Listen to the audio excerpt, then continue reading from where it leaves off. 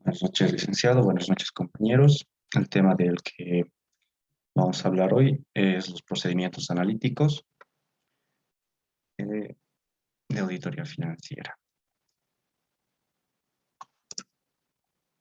Bueno, como introducción, podemos decir que son procesos de auditoría, aquellos que corresponden al tipo de pruebas sustantivas orientadas a demostrar la razonabilidad de los estados financieros.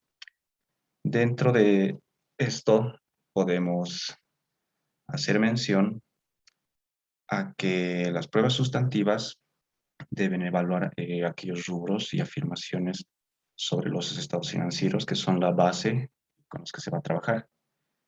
Estos pueden referirse a la evaluación, el valor de un bien que se puede verificar mediante una factura o nota de venta, por ejemplo, ¿no?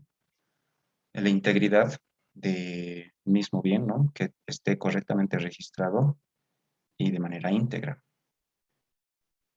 Y esta información se debe cruzar con la información que se tiene en la factura.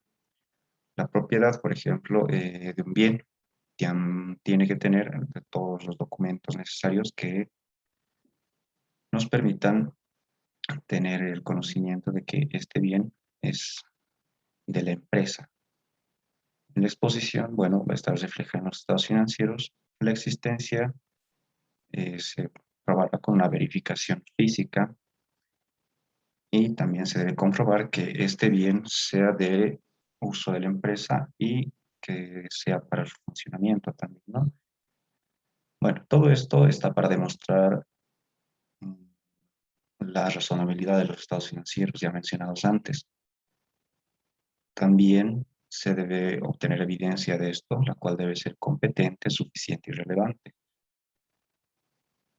Se utilizan las tres etapas, ¿no? Que son la planificación, ejecución y la comunicación de resultados. En la planificación nos va a permitir identificar la variación inusual que exista y los riesgos inherentes. Esto ya son los objetivos, ¿no? El riesgo inherente es algo que va a distorsionar o no los estados financieros, bueno, en caso de que sucedan, ¿no? Son aquellos hechos que escapan al control que se tiene en la empresa, no siempre podemos estar seguros de que algo o no va a pasar. Son aquellos riesgos que no se pueden identificar, no se sabe cuándo van a ocurrir y no dependen de la empresa directamente, ¿no? Sí se pueden aminorar de alguna manera, por ejemplo, el contratar un seguro de algún bien, ¿no? Si este se siniestra, pero no se van a evitar a un 100%. Como ejemplo, tenemos el inicio de la pandemia y las actividades que han cerrado por este hecho, ¿no? Y que nadie tenía imprevisto, bueno, nadie tenía previsto que esto iba a pasar.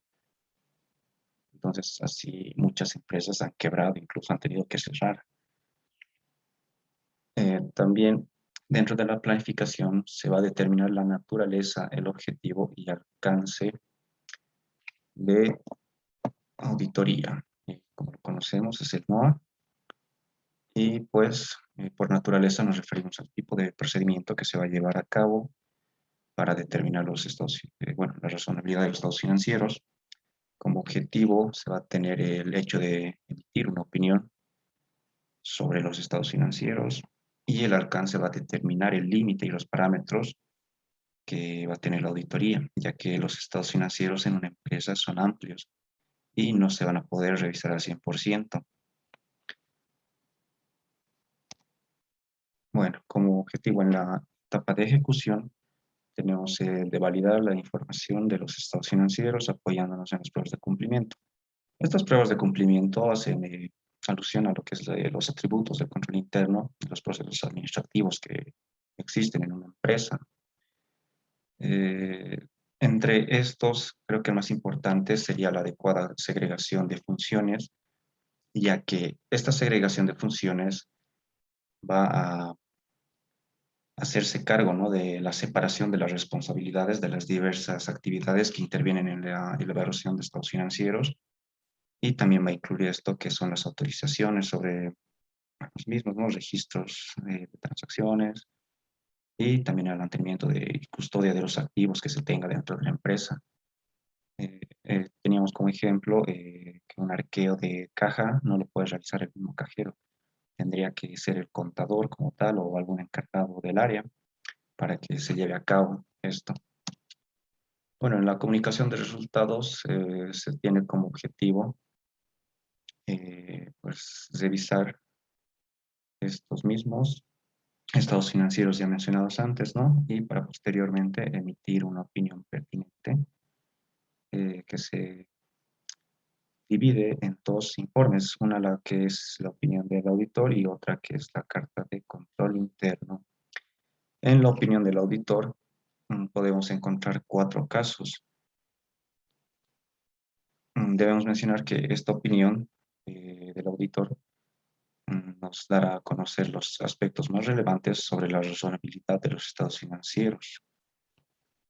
Entonces, sobre la opinión limpia, será aquella que no encuentra errores, desviaciones significativas que de alguna manera vayan a afectar la razonabilidad de los estados financieros y pues nos hace deducir que estos estados financieros se han realizado bajo las normas de contabilidad generalmente aceptadas.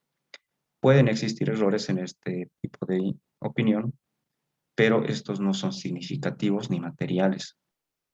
Es por eso que se considera, ¿no?, una opinión limpia.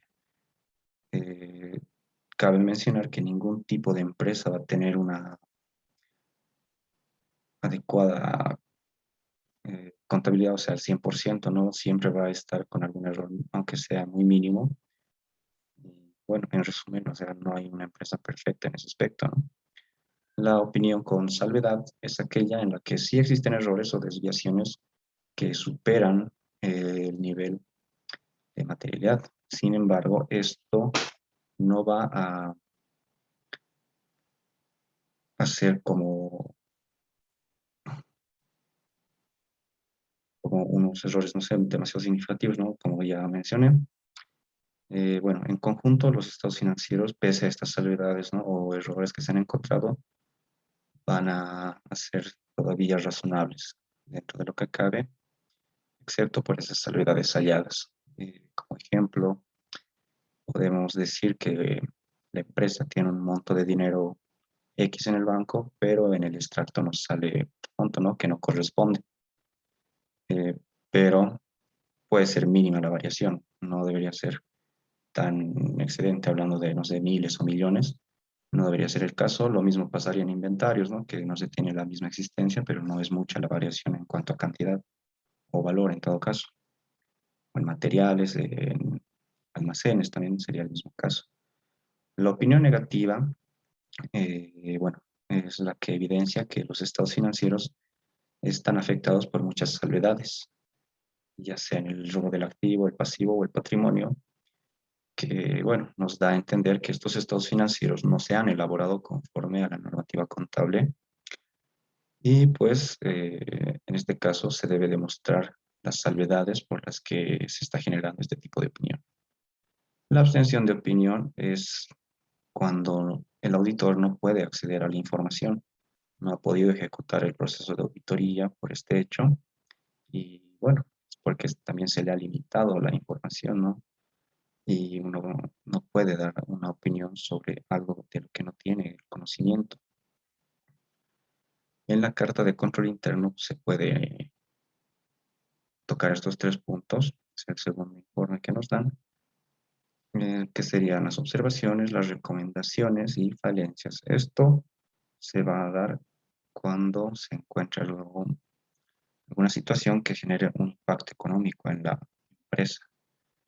Por lo general, esta carta de control interno es más para la empresa y se usa en el área más administrativa, ¿no? Gracias.